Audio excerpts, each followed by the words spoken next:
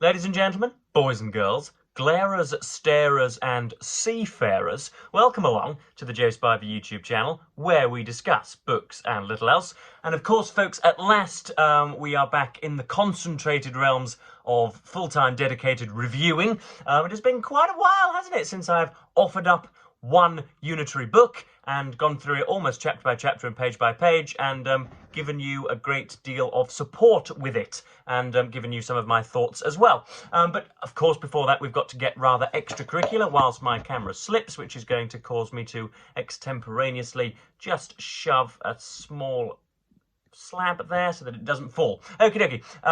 Of course, I've just recently watched the vice presidential debate which has taken place in America between Governor Walz and Senator J.D. Vance.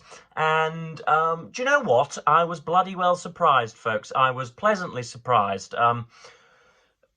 What have I tried to foster so severely? What have I tried to foster so kindly onto this YouTube channel? I've tried to foster amicable disagreement, and there were lots of nods. There was lots of grinning consensus at the pulpit last night. Of course, there was some fiery exchanges as well, and they both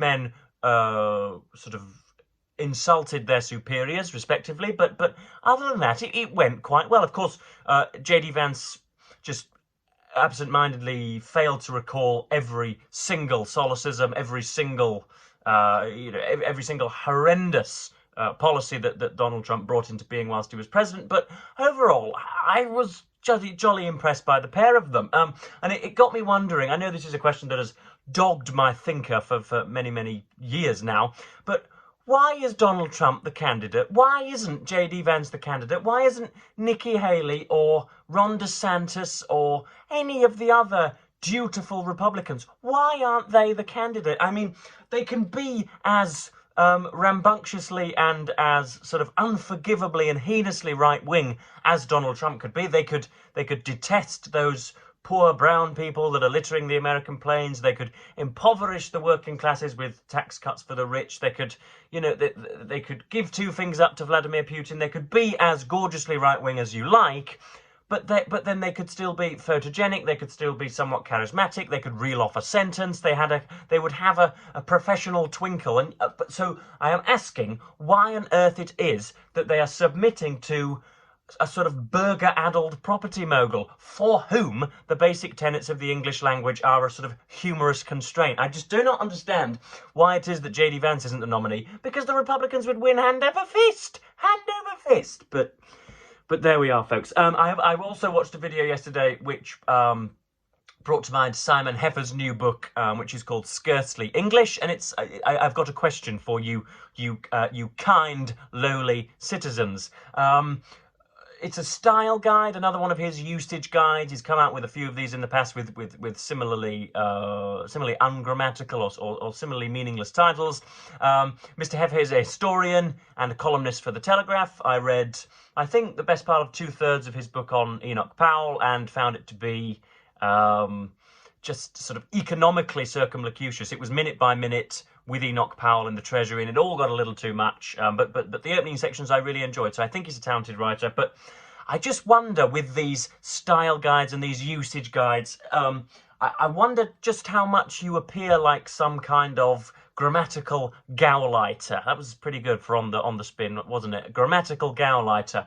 Just how tall your jackboots are, how sort of paternalistic you look when you're patting people on the head and saying, no, you can't use that adverb, you can't conjugate that verb in that particular way. That's a solecism, that's a malapropism, that's not very good. When you're writing, when somebody comes out with these books, in other words, I wonder just how earnest it is, and yeah, it really puzzled me. It's a video on the Telegraph's YouTube channel, and you would do well to go onto it. Of course, I am somebody whose sort of eloquence and grasp of the English language is remarked upon or extorted on a near daily basis, and so I've got some skin in the game here.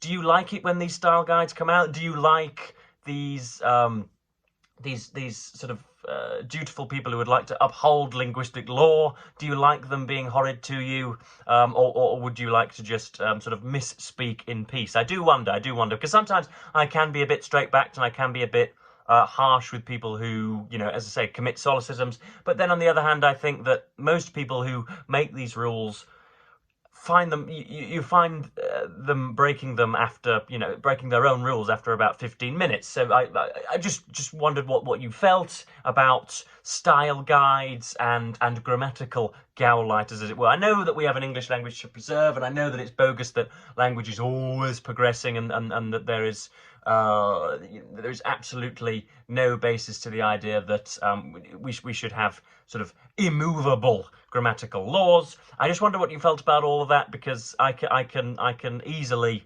be situated on either side of the aisle, I do believe. And of course, Simon Heffer is above all one of these very, very bizarre conservatives who, rather than admit that they were wrong, to encourage us to impose sanctions on ourselves, rather than admit that they were wrong, to encourage individuals to leave the European Union in Great Britain and Northern Ireland, are somehow saying that it was taken over by the deep state and that Brexit's true vision was never fully realised, which of course is just flappable nonsense. Okie dokie. But we do indeed have a book to review today, folks. This is Mark Twain's The Innocents Abroad. Now, when indeed was this published, Joseph? Those dates should be in my head prior to pressing the record button, but indeed I have not committed those dates to head. I think he got off this ship 1867, so this is getting towards, I think, aspects of the Gilded Age, and when American economic supremacy was finally beginning to climb the hill. But this is jolly well good, folks. I've never read a single syllable of Mr. Twain before this, and quite why as I put in an email just the other week to a fine YouTube colleague, why it is that I've spent 22 years floundering on this earth and catapulting conkers across parks, why it is that I haven't spent a great deal of my readerly time in Mark Twain's company, I do not know. This has been an absolute revelation, and it has been utterly, utterly fantastic. Of course, this documents, part fictionally and part truthfully, Mark Twain's journeys on what's called the Quaker City, is it? What's the name of the ship? I understand that I'm being my shortcomings are pounding the pavements at the moment, but I'm sure it's called the Quaker City. Is aboard a ship which leaves New York and goes with the intention of finally visiting the Holy Land, where the Saviour stomped upon the seas or whatever. It goes through bits of sparkly Europe, and then to bits of Asia. And it's very, very good indeed.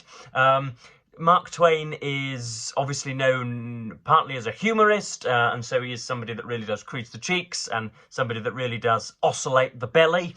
Some of the one-liners and some of the extended satirical paragraphs are absolutely first-rate and magnificent, and really will have you reaching for the pencil.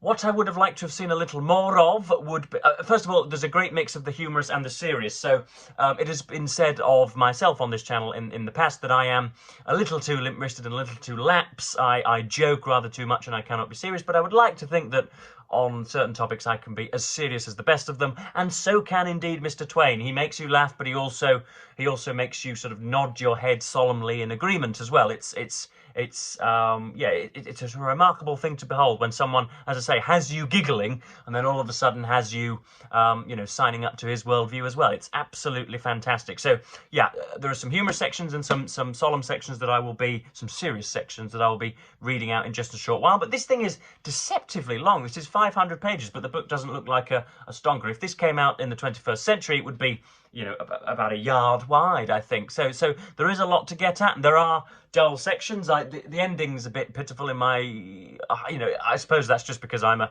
kind of godless lout, that I don't have the same reverence for first century Palestine as some theists would have. But there are endless anecdotes. There's Eloise and Abelard are in here.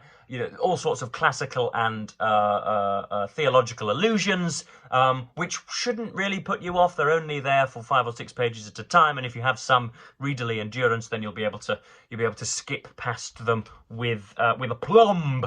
So yeah, I've got some sections that I want to read out. The first is about this is serious, believe it or not. This is in and around Marseille, in the great nation of France, near the castle d'If, and they go to a prisoner's cell, or they go to a prison and then to a prisoner's cell. It's not the Bastille, but it's where political prisoners were housed. And here we have just a really great example of Twain faffing with time, and just a very idiosyncratic way of talking about the dastardly ways in which some people are, put in a cell for the rest of their lives. In one cell, where a little light penetrated, a man had lived 27 years without seeing the face of a human being, lived in filth and wretchedness, with no companionship but his own thoughts, and they were sorrowful enough, and hopeless enough, no doubt. Whatever his jailers considered that he needed was conveyed to his cell by night, through a wicket. This man carved the walls of his prison house from floor to roof with all manner of figures of men and animals grouped in intricate designs. He had toiled there year after year at his self-appointed tasks, while infants grew to boyhood, to vigorous youth, idled through school and college, acquired a profession, claimed man's mature estate, married and looked back to infancy as to a thing of some vague ancient time almost. But who shall tell how many ages it seemed to this prisoner? With the one, time flew sometimes, with the other, never. It crawled always. To the one, nights spent in dancing had seemed made of minutes in all other nights of dungeon life, and seemed made of slow, dragging weeks instead of hours and minutes. Now that's pretty good. I'll hope you'll agree, folks. And then just the last section there, they showed us the noisome cells where the celebrated Iron Mask, that ill-starred brother of a hard-hearted king of France, was confined for a season, before he was sent to hide the strange mystery of his life from the curious in the dungeons of Sainte Marguerite. The place had a far greater interest for us than it could have had if we had known beyond all question who the Iron Mask was, and what his history had been, and why this most unusual punishment had been meted out to him. Mystery, that was the charm, that speechless tongue, those prisoned features, that heart so freighted with unspoken troubles, and that breast so oppressed with its piteous secret. Now, if I was an editor, I would stress that the repetition of the suffix est should be meted out there. That breast so oppressed should be changed. That breast so, I'm going to think of a word live on camera. That breast so harmed, that breast so possessed, but that doesn't hurt either, Joe. That breast so oppressed with its piteous secret had been here. These dank walls had known the man whose dolorous story is a sealed book forever. Now that is spectacular, folks. No matter of what you think of prisons and of incarceration as a political principle, that's jolly good. Now, next up we get to a humorous section. Mr. Twain has heard about, I think it's Parisian barbers. Again, it's French barbers, before embarking on his journey, and he would like to have his beard shorn and some of his locks clipped as well. And he expects this magnificent procession. He expects these sort of servile minions to emerge from all corners of the salon, and then he expects to be sort of greeted like a great figure of the past, and in fact he is sort of legally tortured in this chair.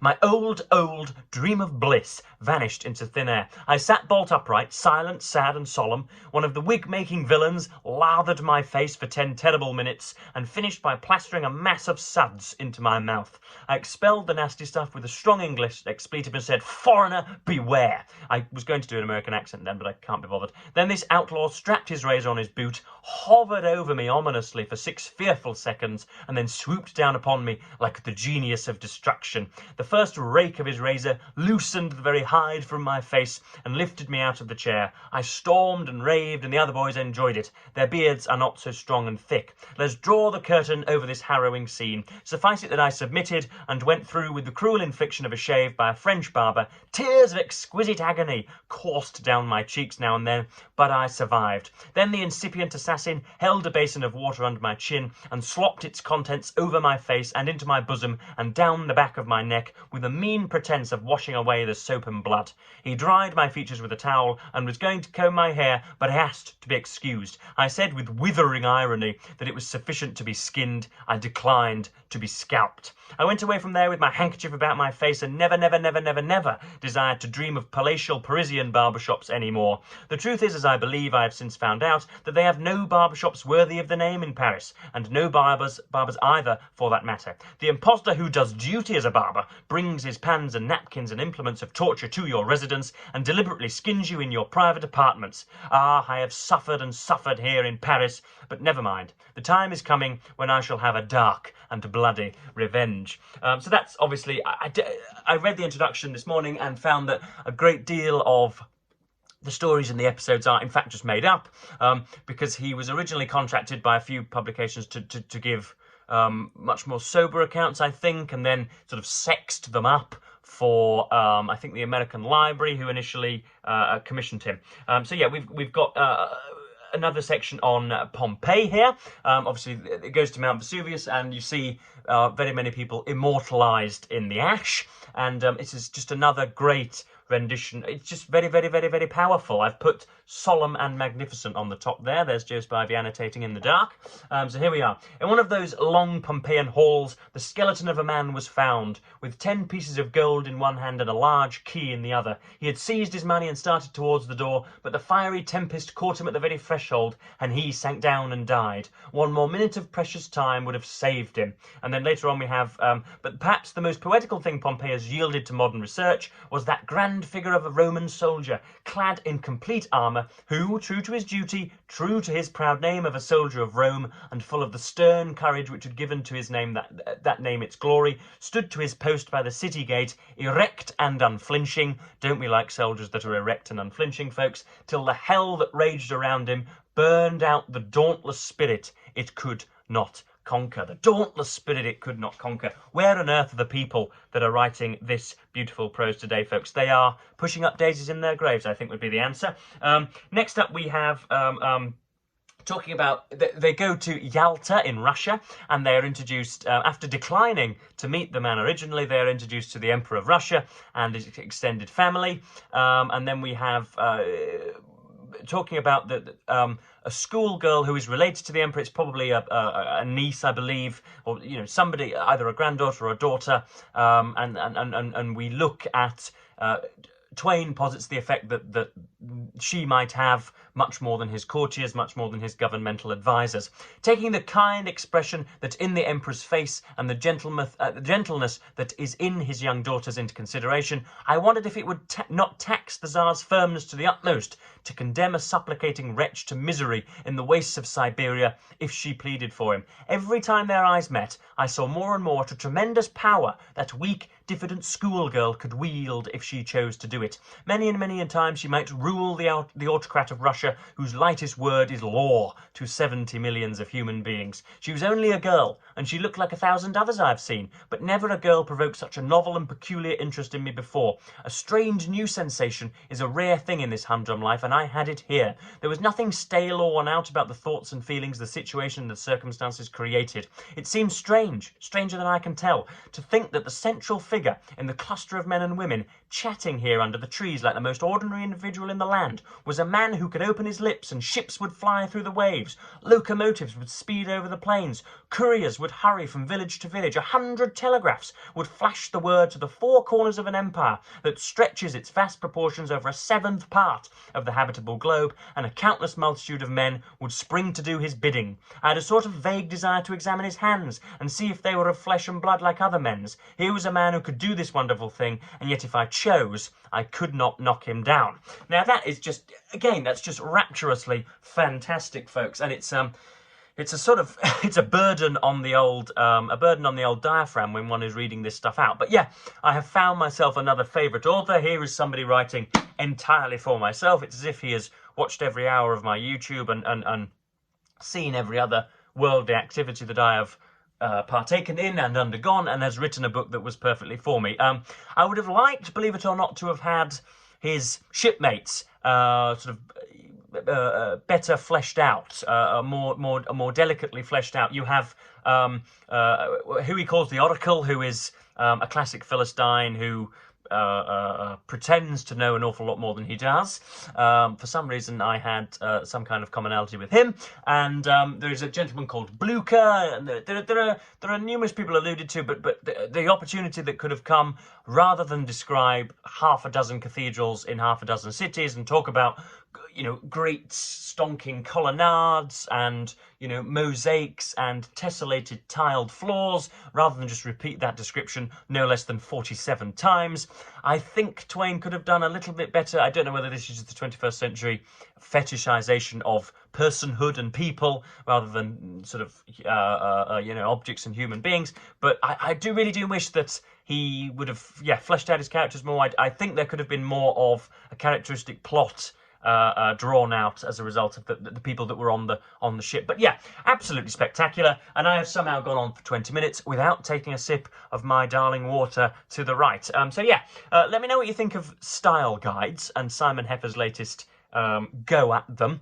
Let me know if you've read much of Mark Twain, whether you've read The Innocents Abroad. I know that Tom Sawyer and Huckleberry Finn are the sort of twin peaks of Twainian canonization or whatever, but I'll get to them at some point. I don't now, because he has been great company. So yes, thank you ever so much for watching BookTube. I think that's pretty much all I've got to jabber on about today. I am, of course, as ever, going to thank you ever so much for watching and say goodbye.